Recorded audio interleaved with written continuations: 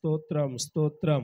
మంచిది. సమస్తమైనటువంటి ఘనత మహిమ ప్రభావములు మన యేసయ్యకే చెందునుగాక.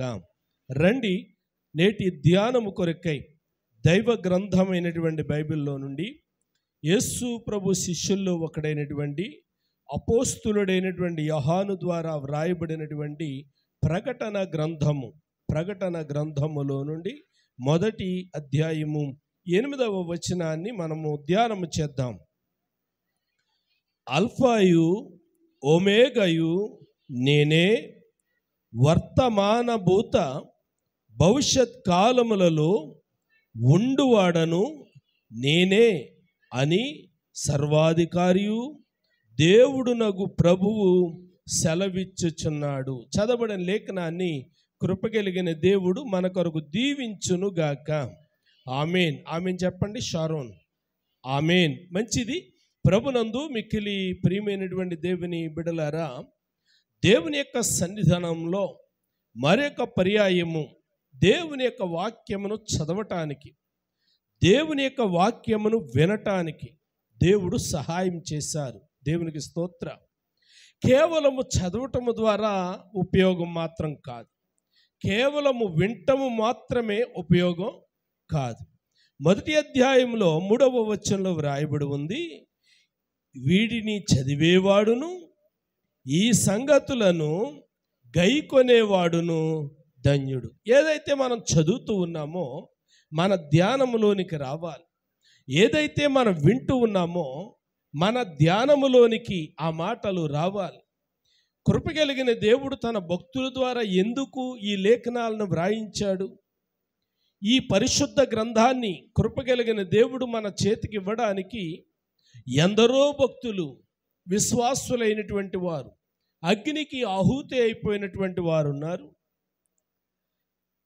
రకరకాలైనటువంటి రీతులలో మరణానికి అప్పగించబడినటువంటి వారు ఉన్నారు. అటు అపోస్తులు కానీ ప్రవక్తలను కానీ మనం ఆలోచన చేస్తే ఈ పరిశుద్ధ గ్రంథం మన చేతికి రావడానికి కొందరు రంపాలతో కోయబడ్డారు, కొందరు సింహాల బోనులోకి త్రోసివేయబడ్డారు, కొందరు ప్రియులరా కత్తి చేత చంపబడ్డారు, కొందరు దేవాలయ శిఖరాల మీదకి తీసుకుని వెళ్ళి అక్కడ నుండి త్రోసివేయబడ్డారు. ఎన్నెన్నో ప్రియులారా ఉపద్రవముల గుండగా భక్తులైనటువంటి వారు ప్రయాణం చేశారు. ఇన్ని ఉపద్రవాలు వాళ్ళ మీదకి వస్తూ ఉన్నప్పటికీ ఎందుకు భక్తులైనటువంటి వారు, అపోస్తులు అనబడినటువంటి వారు, ప్రవక్తలు అనబడినటువంటి వారు ఎందుకు ఇన్ని శ్రమలకు ఓర్చుకున్నారు అని గనక ఆలోచన చేస్తే, ఈ రాత్రి మనం చదివినటువంటి లేఖనములో యోహాను వ్రాసినటువంటి ప్రకటన గ్రంథము మొదటి అధ్యాయము 8వ వచనాన్ని గనక మనం చదివితే కృపగలిగినటువంటి దేవుడు అపోస్తులుడైనటువంటి యోహాను ద్వారా సంఘానికి తెలియచేస్తూ ఉన్నాడు. ఎంత బాధాకరమైనటువంటి విషయం ఏంటి అంటే, యేసు ప్రభు వారు తనకు తానుగా నేను దేవుడను అని చెప్పుకోవలసిన పరిస్థితి వచ్చింది. అందరికీ తెలుసు ఆయనే దేవుడు, ఆయన వంటి వాడు ఇంకెవ్వరూ లేరు అన్న సంగతి తెలుసు. 2000 సంవత్సరాల కిందట ఆయన భూమి మీద ఉన్నప్పుడు గాలిని మాటతో ఆజ్ఞాపించినవాడు, సముద్రానికి మాటతో ఆజ్ఞాపించినవాడు, ప్రియులారా మరణమునకు మాటతో ఆజ్ఞాపించినవాడు, సమాధులకు మాటతో ఆజ్ఞాపించినవాడు. ఆయన మాట పలుకగా, ఆయన నీడ వారి మీద పడగానే, ఆయన మాట పలుకగానే ఆశ్చర్య కార్యాలు, అద్భుత కార్యాలు జరిగినాయి.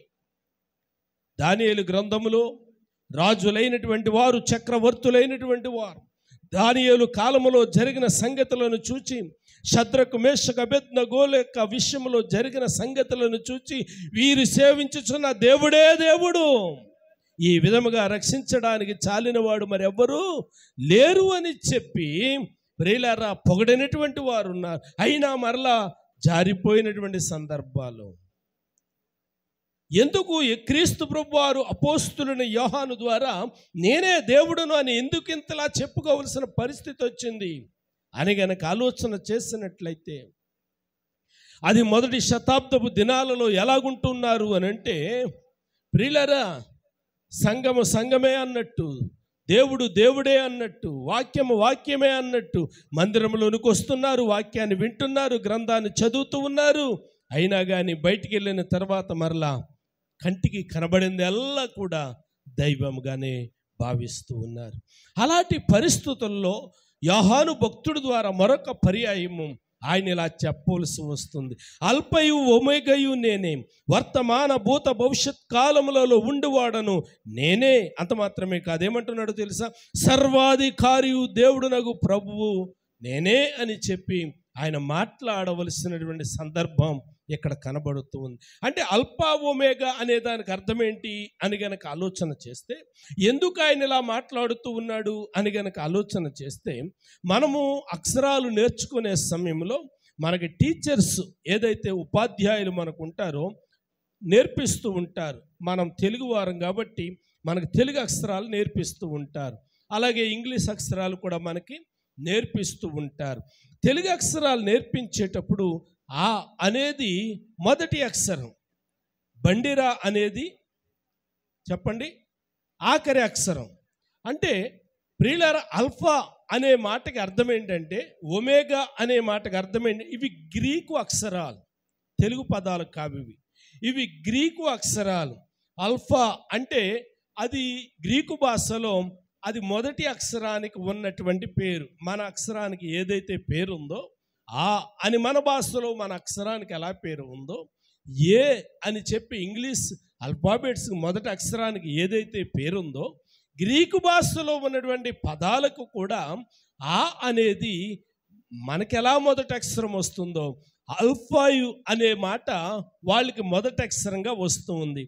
అలాగే ఒమేగా అనేది మనకు బండేరా ఎలాగో ఆఖరి అక్షరంగా వాళ్ళకి వస్తుంది. అంటే దేవుడు ఏం చెప్పాలనుకుంటూ ఉన్నాడు అని అంటే, మొదటి వాడను నేనే, కడపటి వాడను నేనే. అంత మాత్రమే కాదు, రెండో భాగంలో ఏమని రాయబడి ఉంది? వర్తమాన భూత భవిష్యత్ కాలములలో ఉండువాడను. అంటే వర్తమాన కాలము, భూతకాలము, భవిష్యత్ కాలం. అంటే వర్తమానము ప్రస్తుతము జరుగుతూ ఉన్నటువంటి దినాలు. ఇప్పుడు ఉన్నవాడును నేనే, గతించిన దినాలలో ఉన్నవాడను నేనే, రేపు ఉండేవాడను కూడా నేనే అని ఆయన జ్ఞాపకం చేయడానికి ప్రియులారా ఈ పదాలను ఆయన ఉపయోగిస్తూ ఉన్నట్లుగా మనం చూస్తూ ఉన్నాం. ఇవి సత్యము అని నమ్మడానికి మనకు కూడా ఆధారం కావాలి కదా. ఇవి సత్యము, ఆయన పలికినటువంటి మాట సత్యం అని నమ్మడానికి ఆధారం కావాలి కదా. మనకు తెలుసు, యోహాను సువార్తలో ఆయన అంటున్నాడు, నేను సత్యం. ఆయన సత్యమై ఉన్నటువంటి దేవుడు. అయినా ఒకటి రెండు మాటలు ప్రియులారా మనం జ్ఞాపకం చేసుకున్నాం. యెషయా గ్రంథములో నుండి 44వ అధ్యాయము, యెషయా గ్రంథములో నుండి 44వ అధ్యాయము 6వ వచనంలో ఇలాగు వ్రాయబడి ఉంది: ఇశ్రాయేలీల రాజైన యెహోవా వారి విమోచకుడైన సైన్యములకు అధిపతియగు యెహోవా ఇలాగు సెలవిచ్చుచున్నాడు. అబ్బా, ప్రవక్త అయినటువంటి యెషయా ఆయనను జ్ఞాపకం చేయడానికి ముందు ఎన్ని పర్యాయ పదాలు వాడాడో చూడండి. ఆయన ఎవరు అని కనుక ఆలోచన చేస్తే, ఆయన గురించి చెప్పడానికి ఆయన వినియోగించినటువంటి పదజాలం మనం చూస్తే, ఆయన మొదటిగా అంటా ఉన్నాడు, ఇశ్రాయేలీల రాజు అయినటువంటి యెహోవా.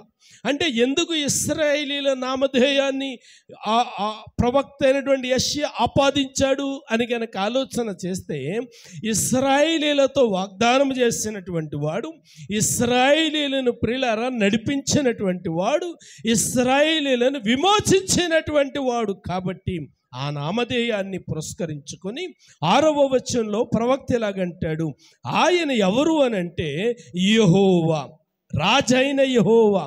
అంత మాత్రమే కాదు, ఆయనను ఎలాగంటున్నాడు, ఆయన వారి విమోచకుడు. అబ్బా, ఎంత చక్కటి విమోచకుడు అనే మాటకు అర్థం ఏంటంటే విడిపించేవాడు, విడిపించేవాడు, విడుదలనిచ్చేవాడు.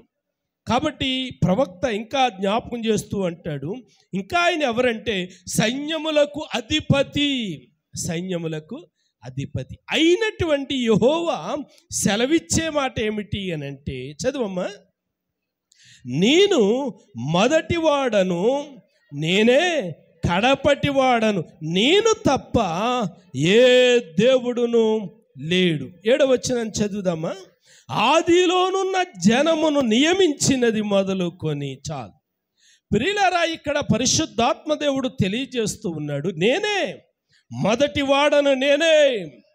ప్రియులారా, అయినా జనాలకి ప్రియులారా అర్థం కాక కంటికి కనబడే ప్రతి దానిని కూడా ఒక దైవముగా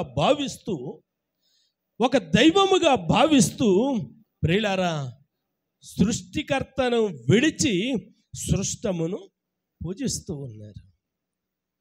ప్రియులారా, మన చిన్నప్పుడు వింటూ ఉండేవాళ్ళం, గాయకులు స్వర్గీయ ఘంటసాల గారు పాడినటువంటి పాట.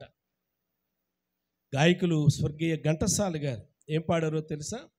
దేవుడు చేసిన మనుషుల్లారా, మనుషులు చేసిన దేవుళ్ళారా. అంటే ఎంత అమాయకులం చూడండి ప్రియమైనటువంటి దేవుని బిడ్డలారా. దేవుళ్ళు ఎక్కడైనా మనుషుల చేత చేయబడతారండి? దేవుళ్ళు అనబడినటువంటి వారు మనుషుల చేత చేయబడరు. తనకు తానుగా ఉన్నవాడే దేవుడు, తనకు తానుగా ఉన్నవాడు దేవుడు, తనకు తానుగా ఆజ్ఞాపించగలిగినటువంటి వాడు దేవుడు. ఒక మాటలో చెప్పాలి అనండి, సృష్టికర్త అయినటువంటి వాడు దేవుడు. సృష్టికర్త దేవుడు, సృష్టం దేవుడు కాదు.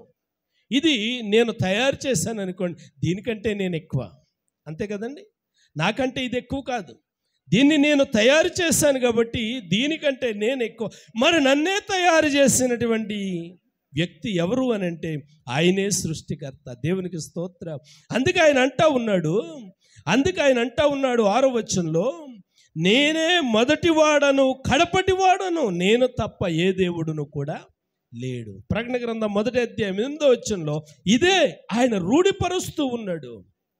7వ వచనానికి వచ్చేసరికి యెషయా గ్రంథంలో, ఆదిలోనున్న జనమును నియమించినది మొదలుకొని. అంటే ఆయన ఆదిలో ఉన్నటువంటి వాడు. ఆయన ఎవరమ్మా? ఆదిలో ఉన్నటువంటి వాడు. ఆయన ఏదో 2000 సంవత్సరాల కిందట వచ్చినటువంటి వాడు కాదు. చాలామంది అంటూ ఉన్నారు, మీ మతాన్ని, మీ దేవుణ్ణి ఎక్కడి నుంచో దిగుమతి చేసుకున్నారు అని అంటూ ఉన్నారు. ఈయన దిగుమతి అయిన దేవుడు కాదు. ఈయన ఎవరు అని అంటే ప్రపంచానికి సృష్టికర్త. ఈయన ప్రపంచానికి సృష్టికర్త, ఆదిలో ఉన్నవాడు. అందుకే 7వ వచనంలో ఏమంటున్నాడండి? ఆదిలోనున్న జనమును నియమించినది మొదలుకు. అంటే ఆదిలో జనాంగమును సృష్టించబడడానికి పూర్వమే ఆయన ఉన్నవాడు. అందుకే కదా ఆదికాండ గ్రంథంలో 1వ అధ్యాయము 26వ వచనం చదువుతున్నట్లయితే అక్కడ ఏమని రాయబడింది అని అంటే, తండ్రి అయినటువంటి దేవుడు, కుమారుడైన దేవుడు, పరిశుద్ధాత్మైన దేవుడు మాట్లాడుకుంటూ ఉన్నారు. ఒక్కరిగా మాట్లాడుకున్నప్పుడు అది ఏకవచనంగా ఉంటుంది. ఒక్కరికంటే ఇద్దరు ఉన్నప్పుడు, ఎక్కువ ఉన్నప్పుడు ఏ వచనం వస్తుంది? బహువచనం వస్తుంది. ఇప్పుడు ఎలా మాట్లాడుకుంటున్నారు చూడండి. దేవుడు మన స్వరూపమందు మన పోలిక చొప్పున. ఇప్పుడు తండ్రి అయిన దేవుడు, కుమారుడైన దేవుడు, పరిశుద్ధాత్మైన దేవుడు మాట్లాడుకుంటున్నప్పుడు ఏ పదం సంబోధించారు? మన స్వరూపమందు, మన పోలిక చొప్పున. అంటే కుమారుడైన యేసు క్రీస్తు ప్రభువారు ఆదిలో ఉన్నవాడు, పరిశుద్ధాత్మ దేవుడు ఆదిలో ఉన్నవాడు, తండ్రి అయినటువంటి దేవుడు ఆదిలో ఉన్నవాడు. 3:22లో కూడా చూడండి, ఆదికాండ గ్రంథంలో 3:22 చదివితే ఇలా వ్రాయబడి ఉంది, అప్పుడు దేవుడైన యెహోవా ఇదిగో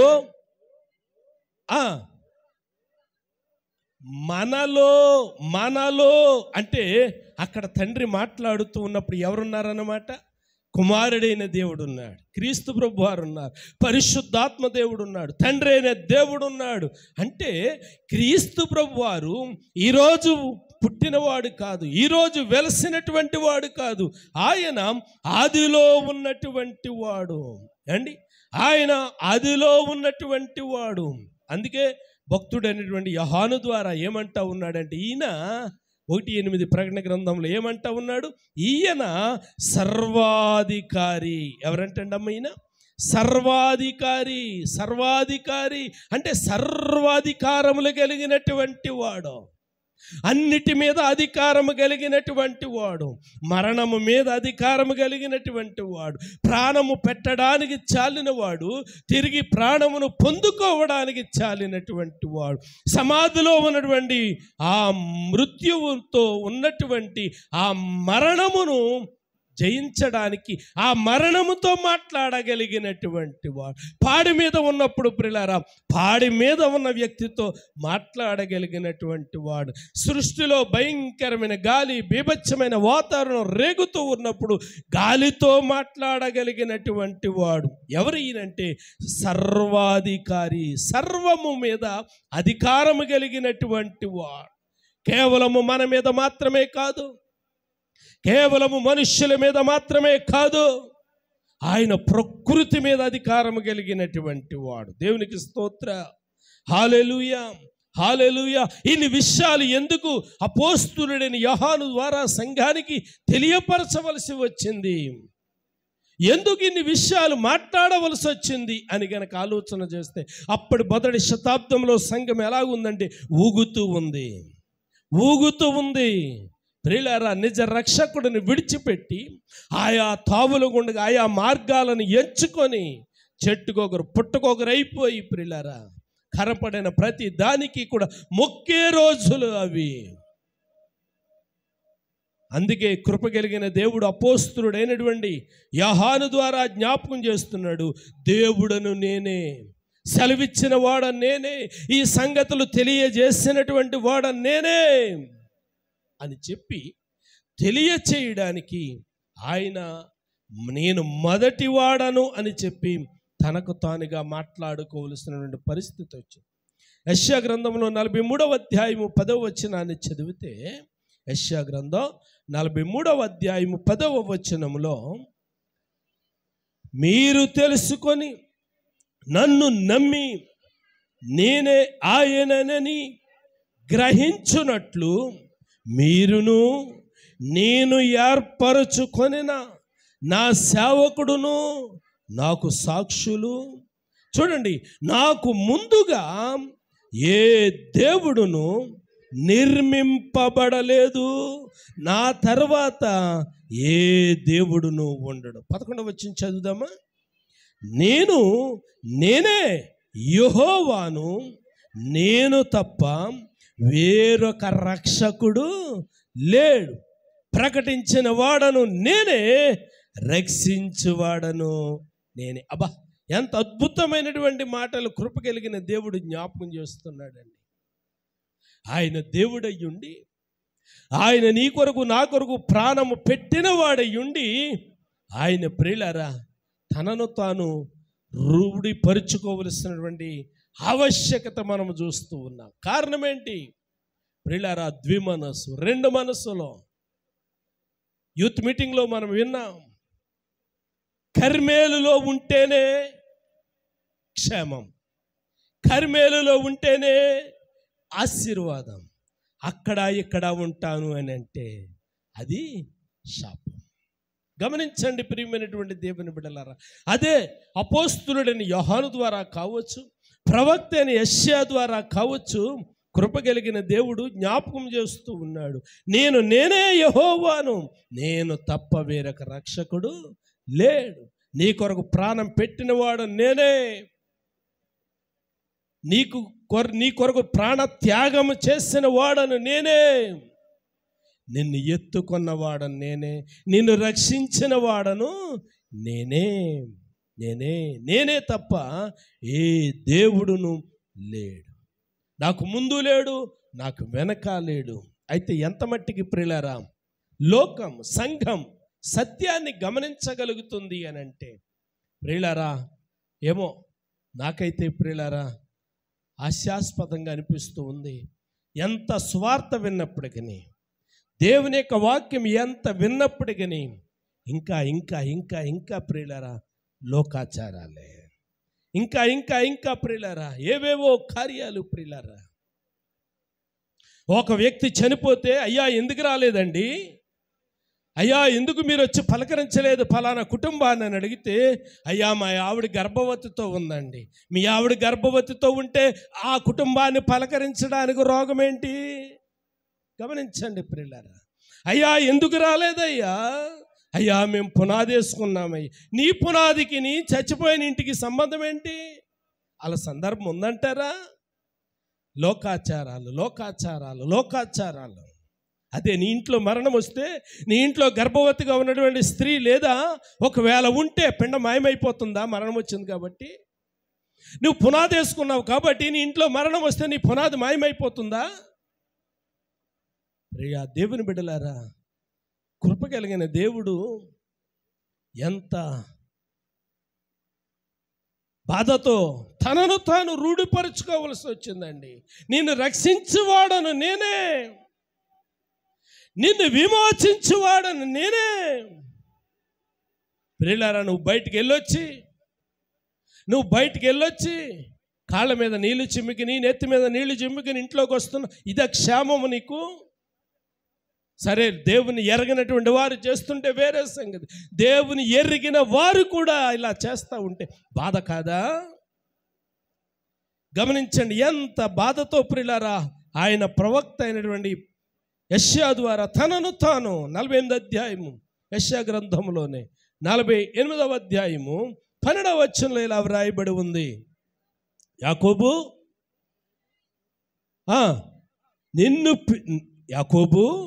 నేను పిలిచిన ఇశ్రాయేలు నాకు చెవియొగ్గుము, చెవియొగ్గి వినుము.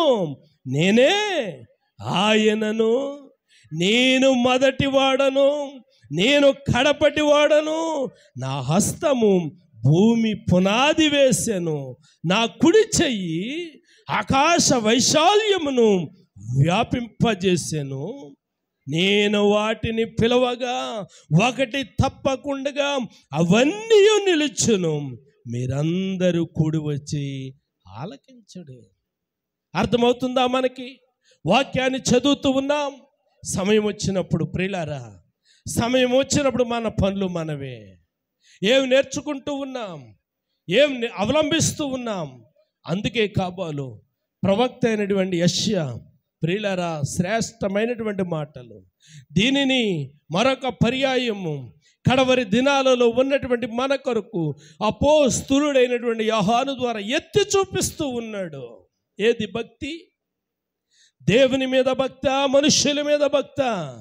ప్రియులారా, దేని మీద భక్తి అని అంటే దేవుని మీద మాత్రం కాదు కానీ ప్రియులారా మనుష్యుల్ని మెప్పించడానికి, ప్రియులారా బంధువుల్ని మెప్పించడానికి. అయ్యా ఎందుకయ్యా నువ్వు ఇలా చేసావు, నువ్వు ఇలా చేయకూడదే, నువ్వు మారు మనసు పొందావు, బాప్తిసం పొందావు, రక్షణ పొందావు, నువ్వెందుకయ్యా ఇలా చేసావండి? మా పిన్నండి, మా పెద్దమ్మండి ఏదో అనుకుంటుందని ఇలా చేశానండి.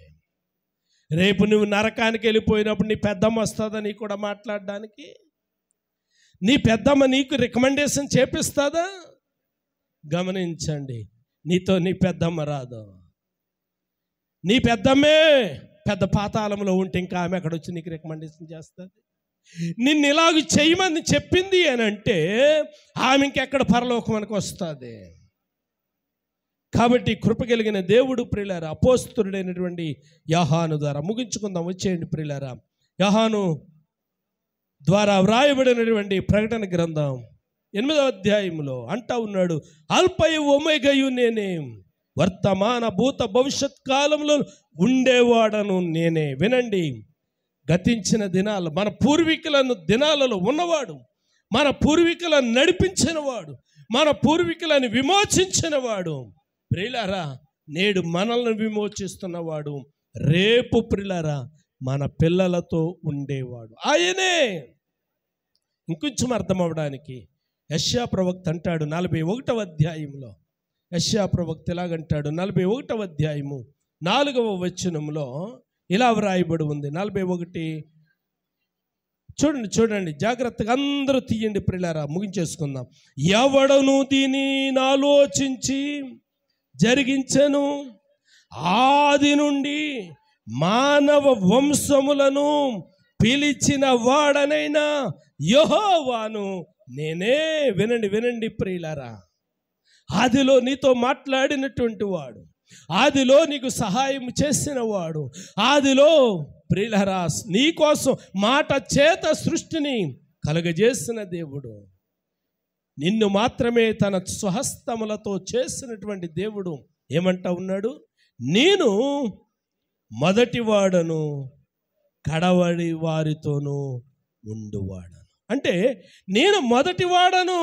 సృష్టిని జరిగించినప్పుడు ప్రియులారా, ఆదికాండ గ్రంథంలో మనం చదువుతున్న మొదటి అధ్యాయము మొదటి వచనములో ఆత్మ జలముల పైన అల్లాడుచుండే తండ్రి అయినటువంటి దేవుడు, కుమారుడైన దేవుడు, పరిశుద్ధాత్మైన దేవుడు ప్రియులారా ఆదిలో ఉన్నట్లుగా చూస్తున్నాం. కాబట్టి ఆదిలో ఉన్నవాడు, నేడు నీతో ఉన్నవాడు, నీ పితరులను నడిపించినవాడు, రేపు నీకు సహాయం చేయువాడు.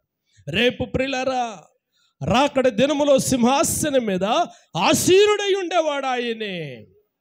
గొల్లవాడు మేకలను దొడ్డిలో నుండి వేరుపరచినట్లుగా, గొర్రెలను మేకలను వేరుపరచినట్లుగా సాయంకాలం మంద కట్టేటప్పుడు ప్రియులారా గొల్లవాడు ఎలాగూ మందను వేరు చేస్తాడో, రాకడ దినములో ప్రియులారా వేరు చేసేవాడు ఆయనే. సింహాసనమందు ఆసీనుడైనటువంటి వాడు ఆయనే. ఆయన సెలవిస్తూ ఉన్నాడు, నా తండ్రి చేత ఆశీర్వదించబడిన వారలారా. రెండో మాట అంటూ ఉన్నాడు, నా తండ్రి చేత శపించబడిన వారలారా. రికమెండేషన్లు పనికిరావు. ఇంకా ఎవరు కూడా ఆయనకి చెప్పనవసరం లేదు. వాని వాని క్రియల చొప్పున ఆయన దగ్గర ప్రియులారా జాబితా సిద్ధం చేయబడి ఉంది. ప్రకటన గ్రంథములో ఆఖరి అధ్యాయములో 20 అధ్యాయములో ఆ మాట మనం చదువుతూ ఉన్నాం. దేవుని అదేముందమ్మా? జాబితా ఉంది, అకౌంట్ ఉంది. ప్రతి వానికి ప్రియులారా బ్యాంకులో ప్రియులారా నీ బ్యాలెన్స్ తెలుసుకోవాలంటే నీకు ఒక అకౌంట్ కావాలి. నీకు అకౌంట్ లేకపోతే బ్యాలెన్స్ ఎక్కడ వేస్తావు? ఏదో నెంబర్ మీద వేస్తే ఎవరికో వెళ్తుంది, అంతే కదమ్మా. నీ అకౌంట్లో నీ బ్యాలెన్స్ కనబడాలి అని అంటే నీ అకౌంట్లోనే ఆ బ్యాలెన్స్ చెయ్యాలి. ఆ బ్యాలెన్స్ చెయ్యాలి అని అంటే నీకు ఒక పుస్తకం ఉండాలి, నీకు ఒక ఫైల్ ఉండాలి. అలాగే కృప కలిగిన దేవుడు ఫైల్ సిద్ధం చేశాడు. చదువమ్మా. ఇదిగో త్వరగా వచ్చుచున్నాను, వాని వాని క్రియల చొప్పున ప్రతి వానికి ఇచ్చుటకు నేను సిద్ధపరిచిన జీతము నా యొద్ద ఉన్నది. నేనే అల్ఫయు ఓమేగయు, మొదటివాడను కడపటివాడను, ఆదియు అంతమునయ్యున్నాను. విన్నారా బిడ్డలారా? ఎన్ని మాటలు కృప కలిగిన దేవుడు జ్ఞాపకం చేస్తున్నాడండి. ప్రతి వాని జాబితా, ప్రతి వాని క్రియలు ఆయన దగ్గర ఉన్నాయి. నువ్వేం చేస్తావో, దేవుడు నీకు ఇచ్చినటువంటి గ్రంథం ఏంటి, దేవుడు నీకు ఇచ్చిన ఉపదేశం ఏంటి, నువ్వే ఉపదేశంలో పెంచబడుతూ ఉన్నావు, నువ్వే క్రియలు చేస్తా ఉన్నావు. నీ క్రియలు నీకు కూడా వస్తున్నాయమ్మా. పక్కోళ్ళు ఎవరు చెప్పరు. భూమి మీద ఉన్నప్పుడైతే పక్కోళ్ళ మీద పడి ఏడుస్తూ ఉంటాం. ఏదైనా దెబ్బ తగిలిందనుకోండి, మాయదారిది ముదినిష్టం ఎదురొచ్చిందమ్మా. మరి ఆళ్ళకి తగిలినప్పుడు నిన్ను అంటారు కదా. గమనించండి ప్రియులారా, రకరకాల పేర్లు పెడతాం. భర్త లేని ఆమె ఎదురొచ్చింది, రేపు నువ్వు కావా? భార్య లేని వాడు ఎదురొచ్చాడు, రేపు నువ్వు కావా? కుంటోడు ఎదురొచ్చాడు, రేపు నువ్వు కావా? గూనోడు ఎదురొచ్చాడు, గూనోడికి పేరు, కుంటోడికి పేరు, గుడ్డోడికి పేరు. అందరికీ అన్ని పేర్లు పెడతావు నీకు జరిగిన నష్టంలో. కానీ ప్రియా దేవుని బిడ్డలారా, కడవరి దినాలలో నీ జాబితా నీతో కూడా వచ్చేస్తూ ఉంది. చీకటిలో ఏం చేస్తావో, వెలుగులో ఏం చేస్తావో నీ కోసం ఒకళ్ళు చెప్పనవసరం పని లేదు. నీకోసం ఒక పుస్తకం రాయబడి ఉంది. భక్తులు ఇలా పాడారు, దేవుని జీవా గ్రంథము దేవుండు తెరచును, దేవుని జీవా గ్రంథము దేవుండు తెరచును, వాని పేరందుండదు వాడగ్నిలో పడును, యవ్వాని పేరందుండదు వాడగ్నిలో పడును. ఓ మానవుండా నీ గతి ఏమోనో తెలియునా, ఏమేమి చేయుచుంటివో తప్పించుకొందువా. గమనించండి ప్రియమైనటువంటి దేవుని బిడ్డలారా, కడవరి దినాలలో తప్పించబడాలి అంటే ఆయనను మాత్రమే ఆరాధన చేయాలి, ఆయనను మాత్రమే సేవించాలి. ప్రకటన గ్రంథంలో వ్రాయబడి ఉంది, ఆయన ముఖ దర్శనము చేయువారు ధన్యులు. నీవు ధన్యుల జాబితాలో ఉండాలి అని అంటే ఆయన ముఖ దర్శనము చేయు వారి గుంపులో నువ్వు ఉండాలి. విడబడిన గుంపులో ఉండకూడదు. ప్రియులారా, కనబడిన ప్రతి దానికి మ్రొక్కే గుంపులో నువ్వు ఉండకూడదు. నేను ముగిస్తూ ఉన్నాను. మరొక్క మాట అపోస్తలుడైనటువంటి యోహాను ఇలాగంటా ఉన్నాడు. ఆయన ఎవరు అని అంటే ఇలాగంటా ఉన్నాడు. ఆయన సెలవిచ్చిన మాట ఇలా చెప్తా ఉన్నాడు, నేనే ప్రియులారా అనే మాట మనం చూస్తున్నాం. ఈ మాట చెప్పగలిగిన వారు ఎవరు లేరు. అందుకే యోహాను సువార్త 14:6 కూడా ఆయన అంటాడు, నేనే కదమ్మా, నేనే అనే పదం ఆయన జ్ఞాపకం చేస్తున్నాడు. అంటే నీ కొరకు ప్రాణత్యాగం చేసిన వాడన నేనే, నిన్ను ఎత్తుకొన్నవాడన నేనే, నీ ఎత్తుకుంటూ రక్షించేవాడని నేనే, నిన్ను విమోచించిన వాడను కూడా నేనే, రేపు రాబోయే రాకడలో నీకు తీర్పు తీర్చేవాడను కూడా నేనే. తల వంచండి, కళ్ళు మూయండి. ప్రియమైనటువంటి దేవుని బిడ్డలారా, ఏ గుంపులో ఉంటావు? ఒక గుంపు సిద్ధపడి వచ్చింది, లోపలికి వెళ్ళిపోయారు, తలుపేశారు. లోపల ప్రియులారా పెండ్లి కుమారుడితో సంతోషంగా ఉన్నారు. మరో గుంపు ప్రియులారా ఆ సిద్ధపడిన గుంపు కాదు, వారి దగ్గర ఆత్మ సిద్ధపాటు లేదు. తైలము దీపాలు అని అంటే అది కేవలము పరిశుద్ధాత్మ నింపుదల, సిద్ధపాటు. ఆ సిద్ధపాటు లేదు కాబట్టి వారు బయటే ఉండిపోయారు. ప్రియులారా తర్వాత తలుపు కొడుతూ ఉన్నారు. తలుపు కొడుతూ ఉంటే వారికి వినబడుతున్నటువంటి స్వరం ఏంటంటే లోపల నుండి కొద్ది కొద్దిగా వినబడుతుంది, మీరెవరో నాకు తెలియదు. నువ్వే గుంపులో ఉన్నావు? నువ్వే గుంపులో ఉన్నావు? ఆయన నిన్ను ఎరిగే గుంపులో ఉన్నావా? నువ్వు ఎరగడం కాదు, ఆయన నిన్ను ఎరిగినా ఆయనకి నువ్వు తెలుసా?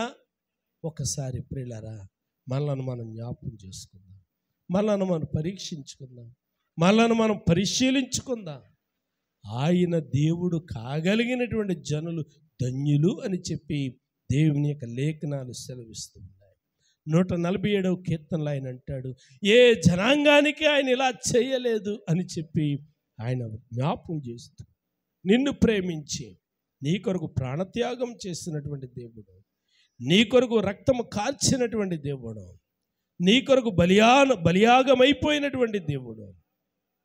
ప్రియులారా చేతులెత్తి పిలుస్తూ ఉన్నాడు, ప్రయాసతో ఉన్న వర్లారా రండి నా దగ్గరికి, నేనే దేవుడును, నేనే దేవుడును, మరే దేవుడును లేడు. ఈ విధముగా రక్షించడానికి సమర్థుడైనటువంటి వాడును నేనే. ప్రార్థన చేద్దాం. పరిశుద్ధుడు అయిన మా తండ్రి, గనుడైన మా ప్రభువా, మహోన్నతుడానికి వందనాలు, స్తోత్రాలు. ఈ రాత్రికాల సమయంలో మీరు మాకు అందించినటువంటి ఉపదేశం కొరకై నీకు వందనాలు. విన్న ఉపదేశము బిడ్డలకు దీవెనకరముగా ఉండడానికి అటు ఇటునైనా రెండు తలంపులు రెండు ఉద్దేశములో కలిగిన వారు కాకుండా, సంఘములోను లోకములోను ఉండేవారు కాకుండా నీ ఉపదేశములో అంటు కట్టబడిన వారిగా ఉండడానికి కృప చేయమని, బలపరచు, వాక్యము ద్వారా దీవించమని యేసు నామమున అడుగుచూ ఉన్నాను తండ్రి, ఆమేన్. పరమ తండ్రి అయినటువంటి దేవుని ప్రేమ, ఆయన కుమారుడును రక్షకుడైన యేసయ్య కృప, ఆదరణకర్త అయిన పరిశుద్ధాత్మ యొక్క సన్నిధి సమాధానం తల ఉంచిన మనకు సర్వలోకమున సకల పరిశుద్ధులకు తోడుగా ఉండునుగాక. ఆమేన్. యేసు రక్తమే జయం, ప్రభు యేసు రక్తమే జయం, ప్రభు యేసు నామమునకు సంపూర్ణ విజయం కలుగునుగాక. ఆమేన్, ఆమేన్. అందరికీ వందనాలు.